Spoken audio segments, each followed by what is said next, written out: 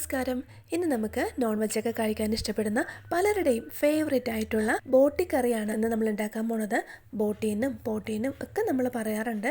അതീവ രുചിയുള്ള നല്ലൊരു നാടൻ കറിയാണ് കേട്ടോ. അപ്പോൾ ഇതെങ്ങനെ ഉണ്ടാക്കണമെന്ന് നോക്കാം. നമുക്ക് വീഡിയോയിലേക്ക് പോകാം. അപ്പോൾ അതിനായിട്ട് ഞാനൊരു 1 കിലോ ബോട്ടിയാണ് എടുത്തിട്ടുള്ളത്. ഇത് ബീഫിൻ്റെ ബോട്ടിയാണ്.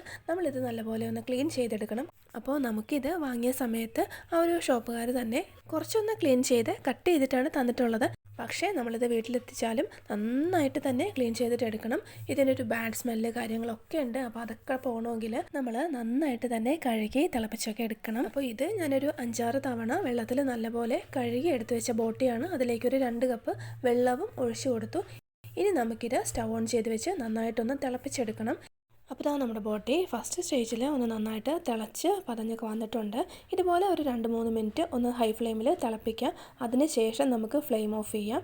എന്നിട്ട് നമ്മുടെ ബോട്ടി ഇതിൽ നിന്നൊന്ന് കോരിയെടുക്കാം. അപ്പോൾ ഇതുപോലെ ഒന്ന് ചെയ്തെടുക്കുമ്പോൾ തന്നെ ഒത്തിരി ബാഡ് സ്മെല്ലും അഴുക്കും ഒക്കെ പോയി കിട്ടും. ഇങ്ങനെ അങ്ങ് കോരി വെള്ളമൊട്ടും നിൽക്കാതെ നമുക്ക് മറ്റൊരു പാത്രത്തിലേക്കൊന്ന് ഇട്ട് കൊടുക്കാം. അപ്പോൾ കംപ്ലീറ്റ് ഈ ഒരു വെള്ളത്തിൽ നിന്ന് ഞാൻ കോരി എടുത്ത് വെച്ചിട്ടുണ്ട്. ഇനി നമുക്ക് ഇതുപോലെ ഒന്ന് ചെറുതായിട്ട് ആറിക്കഴിഞ്ഞാൽ വീണ്ടും ഒരു 3-4 തവണ നമുക്ക് ഈ ഒരു മീറ്റ് ഒന്ന് കഴുകിയിട്ടെടുക്കണം. അപ്പോൾ അതുപോലെ നന്നായിട്ട് വീണ്ടും കഴുകി കംപ്ലീറ്റ് ക്ലീനിങ്ങും ഒക്കെ കഴിഞ്ഞ് വെച്ചിരിക്കുവാണ്. ഇനി നമുക്കിത് വേവിക്കാനായിട്ട് ഒരു കുക്കറിലേക്കൊന്ന് ഇട്ട് കൊടുക്കാം. അപ്പോൾ ഇതിൻ്റെ ക്ലീനിങ് മാത്രമേ നമുക്ക് കുറച്ച് ബുദ്ധിമുട്ടായിട്ടുള്ളൂ. പിന്നെയുള്ള ബാക്കി കാര്യങ്ങളൊക്കെ നമുക്ക് ഈസി ആയിട്ട് ചെയ്തെടുക്കാം. അപ്പോൾ ഇതിലേക്കുള്ള കുറച്ച് ഇൻഗ്രീഡിയൻസ് ഞാൻ എടുത്ത് വെച്ചിട്ടുണ്ട്. ഒരു 3 മീഡിയം വലുപ്പത്തിലുള്ള സവാള ഇതുപോലെ ഒന്ന് കട്ട് ചെയ്ത് വെച്ചു. ഒരു വലിയ കഷ്ണം ഇഞ്ചി ഒന്ന് നീളത്തിൽ കട്ട് ചെയ്തത്. അതുപോലെ തന്നെ ഒരു 7-8 വെളുത്തുള്ളി അതും നീളത്തിൽ തന്നെ കട്ട് ചെയ്ത് വെച്ചു. ഒരു 4-5 പച്ചമുളക് ഇത്രയും നമുക്ക് മെയിനായിട്ട് വേണ്ടു. ഇനി നമ്മൾ കട്ട് ചെയ്ത് വെച്ച സവാളയിൽ നിന്നും ഒരു 1/4 ഭാഗം വേവിക്കാനുള്ള ബോട്ടിയിലേക്ക് നമുക്ക് ഇട്ട് കൊടുക്കാം. അതുപോലെ തന്നെ നമ്മൾ കട്ട് ചെയ്ത് വെച്ച ഇഞ്ചി, വെളുത്തുള്ളി, പച്ചമുളക് ഇതിൽ നിന്നും പകുതിയോളം ഞാൻ ഈ ഒരു മീറ്റിലേക്ക് ഇട്ട് കൊടുക്കുന്നുണ്ട്. എല്ലാം ഇട്ടിട്ട് നമ്മൾ വേവിച്ചെടുക്കുമ്പോഴാണ് നമ്മളുടെ ഈ ഒരു കറി നല്ല ടേസ്റ്റിൽ ഉണ്ടാക്കിയെടുക്കാൻ പറ്റുക. ഇനിയൊരു 1/2 ടേബിൾ സ്പൂൺ മഞ്ഞൾപ്പൊടി ചേർത്ത് കൊടുക്കുക. ഇനിയൊരു 1 ടേബിൾ സ്പൂൺ അളവിൽ മല്ലിപ്പൊടി, 1 ടേബിൾ സ്പൂൺ അളവിൽ സാധാരണ മുളക് പൊടി, 1 ടേബിൾ സ്പൂൺ അളവിൽ കാശ്മീരി ചില്ലി പൗഡർ ഇത്രയും ചേർത്ത് കൊടുക്കാം. ഇനി 1 ടീസ്പൂൺ അളവിൽ കുരുമുളക് പൊടിച്ചത്, 1 ടീസ്പൂൺ അളവിൽ ഗരം മസാല കൂടി ചേർത്ത് കൊടുക്കാം. ആവശ്യത്തിനുള്ള ഉപ്പ് ഞാനൊരു 1/4 ടേബിൾ സ്പൂൺ അളവിൽ ചേർത്ത് കൊടുക്കുന്നുണ്ട്. ഇനി ഒരു ചെറുനാരങ്ങയുടെ നീരും കൂടി നമുക്കൊന്ന് പിഴിഞ്ഞൊഴിച്ച് കൊടുക്കാം. നന്നായിട്ടൊന്ന് പിഴിഞ്ഞൊഴിച്ച് കൊടുത്തിട്ടുണ്ട്. ഇനി നമുക്കിതിലേക്ക് 1 ടീസ്പൂൺ വെളിച്ചെണ്ണയും കൂടി ചേർത്ത് ഇതെല്ലാം കൂടി നന്നായിട്ടൊന്ന് മിക്സ് ചെയ്തിട്ടെടുക്കാം. കൈ വെച്ചിട്ട് തന്നെ നമുക്ക് മിക്സ് ചെയ്യുന്നതായിരിക്കും നല്ലത്. സ്പൂൺ വെച്ചിട്ടാകുമ്പോൾ നന്നായിട്ട് അങ്ങ് പെട്ടെന്ന് പിടിച്ച് കിട്ടില്ല. അപ്പോൾ ഇതുപോലെ ഞാൻ കൈ വെച്ചിട്ട് തന്നെ ഒന്ന് എല്ലാം കൂടി മിക്സ് ചെയ്ത് കൊടുക്കുവാണ്. എന്നിട്ടൊരു 1/2 കപ്പ് വെള്ളവും കൂടി ഒഴിച്ച് കൊടുത്തിട്ടുണ്ട്. ഒരുപാടൊന്നും വേണ്ട, ഇത്ര മതി. ഇനി ഇത് അടച്ച് വെച്ചിട്ട് നമുക്ക് നല്ലപോലെ ഒന്ന് വേവിച്ചിട്ടെടുക്കണം. ഞാനിത് കുക്കറിൽ ഒരു 7-8 വിസിൽ കേൾക്കെ നല്ലപോലെ ഒന്ന് സോഫ്റ്റായിട്ട് വേവിച്ചിട്ടെടുക്കാനാണ് പോകുന്നത്. അപ്പോൾ ഇത് ഇവിടെ ഇരുന്ന് വേവട്ടെ. ഇത് വേവുന്ന ടൈം കൊണ്ട് നമുക്കിതിലേക്ക് വേണ്ടുന്ന തേങ്ങ ഒന്ന് വറുത്തിട്ടെടുക്കാം. അപ്പോൾ അതിനായിട്ട് ഞാനൊരു ചെറിയ ചീനച്ചട്ടി വെച്ച് കൊടുത്തിട്ടുണ്ട്. ചൂടായ ശേഷം 2 സ്പൂൺ വെളിച്ചെണ്ണ ഒഴിച്ച് കൊടുത്തു. ഇനി ഒരു 1/2 മുറി തേങ്ങാ ചിരവിയത് ഞാൻ ഇട്ട് കൊടുത്തു. തീയൊക്കെ നന്നായിട്ടൊന്ന് കുറച്ച് വെച്ചിട്ട് ഇത് നല്ലപോലെ നമുക്കൊന്ന് ഫ്രൈ ചെയ്തിട്ടെടുക്കാം.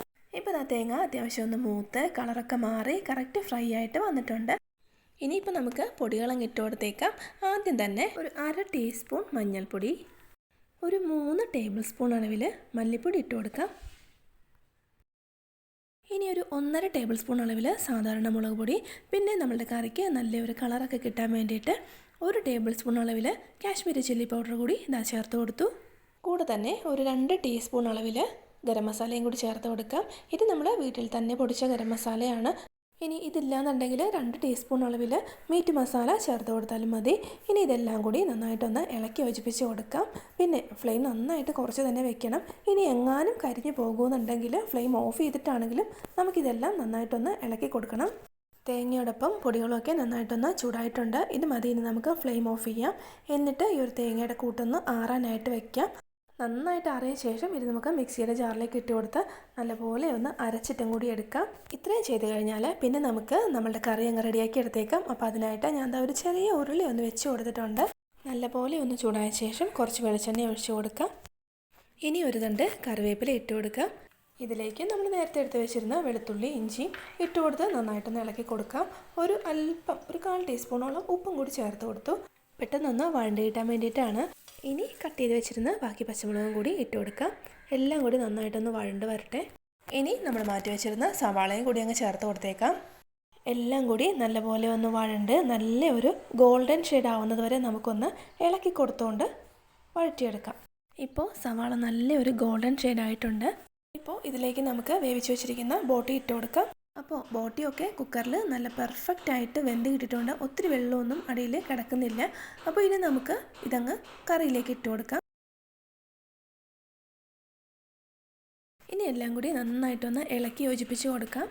അപ്പോൾ നമ്മൾ പല സ്റ്റേജായിട്ട് നല്ലപോലെ ക്ലീൻ ചെയ്തെടുത്തുകൊണ്ട് തന്നെ ആ ഒരു ബോട്ടിക്ക് ഉണ്ടാവുന്ന ബാഡ് സ്മെല്ലോ കാര്യങ്ങളോ ഒന്നും ഇതിനില്ല. നല്ല കറക്റ്റായിട്ട് വെന്തും കിട്ടിയിട്ടുണ്ട്. ഒരു 2 മിനിറ്റ് എല്ലാം കൂടി നന്നായിട്ടൊന്ന് ഇളക്കി യോജിപ്പിച്ച് കഴിഞ്ഞാൽ പിന്നെ നമുക്കിതിലേക്ക് നമ്മൾ അരച്ച് റെഡിയാക്കി വെച്ചിരുന്ന തേങ്ങയുടെ കൂട്ടങ്ങ് ഇട്ട് കൊടുക്കാം. മുഴുവനായിട്ട് അരപ്പങ്ങ് ചേർത്ത് കൊടുത്ത ശേഷം ഇതെല്ലാം കൂടി നമുക്ക് പതുക്കെ ഒന്ന് ഇളക്കി നന്നായിട്ടൊന്ന് യോജിപ്പിച്ച് കൊടുക്കണം.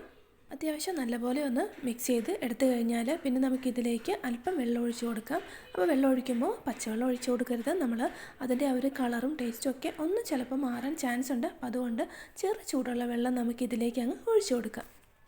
അപ്പോൾ ഞാനൊരു 3/4 കപ്പോളം ചൂടുവെള്ളം ആ ഒരു പ്രഷർ കുക്കറിലേക്ക് തന്നെ ഒഴിച്ച് കലക്കിയാണ് ഇതിലേക്ക് അങ്ങ് ഒഴിച്ച് കൊടുക്കുന്നത്. ഇനി എല്ലാം കൂടി നന്നായിട്ട് വീണ്ടും ഒന്ന് ഇളക്കി യോജിപ്പിച്ച് കൊടുക്കാം. അതുപോലെ തന്നെ ഉപ്പ് കാര്യങ്ങളൊക്കെ നോക്കിയിട്ട് വേണമെന്നുണ്ടെങ്കിൽ അല്പം ചേർത്ത് കൊടുക്കാം കേട്ടോ. ചെറിയൊരു ഉപ്പിൻ്റെ കുറവുണ്ട്. അപ്പോൾ ഞാൻ അല്പം ചേർത്ത് കൊടുത്തു. ഇനി നന്നായിട്ടൊന്ന് ഇളക്കി യോജിപ്പിച്ച് കൊടുക്കാം. ഹൈ ഫ്ലെയിമിൽ ഒന്ന് തിളച്ച് കഴിഞ്ഞാൽ പിന്നെ നമുക്ക് മീഡിയം ഫ്ലെയിമിലേക്ക് മാറ്റി അല്പസമയം കൂടി ഒന്ന് വെച്ചിരിക്കാം. അപ്പോഴേക്കും ഇതുപോലെ നന്നായിട്ട് നല്ല കറക്റ്റ് ഗ്രേവിയോടുകൂടി ഒന്ന് കുറുക്കിയൊക്കെ നമ്മുടെ കറി റെഡി ആയിട്ടുണ്ടാവും. ഇതുപോലെ നമ്മളുടെ പാകത്തിന് കറി റെഡിയായി കഴിഞ്ഞാൽ പിന്നെ നമുക്കിതിലേക്ക് കുറച്ച് മല്ലിയിലകളൊന്ന് കട്ട് ചെയ്തിട്ട് ഇട്ട് കൊടുക്കാം. കൂടെ തന്നെ 1 ടീസ്പൂൺ അളവിൽ പച്ച വെളിച്ചെണ്ണയും കൂടി ഒഴിച്ചു കൊടുത്തേക്കാം. എന്നിട്ട് നമുക്ക് ഫ്ലെയിം ഓഫ് ചെയ്യാം. നല്ല സൂപ്പർ ടേസ്റ്റുള്ള തനി നാടൻ വറുത്തരച്ച ബോട്ടിക്കറി ഇവിടെ റെഡി ആയിട്ടുണ്ട്. ചോറിൻ്റെ ഒപ്പവും ചപ്പാത്തി, പൊറോട്ട, പുട്ട് എന്തിൻ്റെ കൂടെയും അടിപൊളിയാണ്. ബോട്ടി കഴിക്കാൻ ഇഷ്ടപ്പെടാത്തവരൊക്കെ ഉണ്ടാവുമല്ലോ, അവർ പോലും ഇതുപോലെ അങ്ങ് വെച്ചു കൊടുത്താൽ നല്ല ടേസ്റ്റോടുകൂടി കഴിച്ചു പോകും. അത്രയ്ക്ക് നല്ല അടിപൊളിയായിട്ടുള്ളൊരു നാടൻ കറിയാണ്. അപ്പോൾ എല്ലാവരും ഇതുപോലെ ഒന്ന് ഉണ്ടാക്കി നോക്കിയിട്ടില്ലെങ്കിൽ ഒരു തവണയെങ്കിലും ഒന്ന് ഉണ്ടാക്കി നോക്കാം. അതുപോലെ തന്നെ നമ്മുടെ വീഡിയോ ഇഷ്ടപ്പെട്ടാലൊന്ന് ചാനൽ സബ്സ്ക്രൈബ് ചെയ്ത് സപ്പോർട്ട് ചെയ്യാനും മറക്കല്ലേ. സബ്സ്ക്രൈബ് ബട്ടൻ്റെ അടുത്തുള്ള ആ ഒരു കുഞ്ഞ് ബെല്ലൈക്കൺ ഉണ്ടല്ലോ, അതും കൂടി ഒന്ന് പ്രസ് ചെയ്ത് ഓൾ എന്ന ഓപ്ഷൻ എനേബിൾ ചെയ്തിട്ടാലേ ഞാൻ ഇനിയും വീഡിയോസ് ഇടുമ്പോൾ നിങ്ങളുടെ ഫോണിൽ നോട്ടിഫിക്കേഷനായിട്ട് വരുള്ളൂ. ഇതുപോലുള്ള പഴമയുടെ രുചിക്കൂട്ടുകളൊക്കെ ഇഷ്ടപ്പെടുന്നവർക്ക് പറ്റിയ ഒത്തിരി റെസിപ്പീസ് നമ്മളുടെ ചാനലിൽ മുന്നേ അപ്ലോഡ് ചെയ്തിട്ടുണ്ട്. ലിങ്ക് വേണ്ടവർക്ക് ഞാൻ ഡിസ്ക്രിപ്ഷനിൽ ഇട്ടേക്കാം. ഒന്ന് കയറി കണ്ടു നോക്കാനും ഉണ്ടാക്കി നോക്കാനും ഒന്ന് മറന്നു പോലെ. അപ്പോൾ ഇന്നത്തെ വീഡിയോ ഇത്രയേ ഉള്ളൂ. മറ്റൊരു നല്ല അടിപൊളി റെസിപ്പിയുമായി വീണ്ടും കാണാം. Thanks for watching.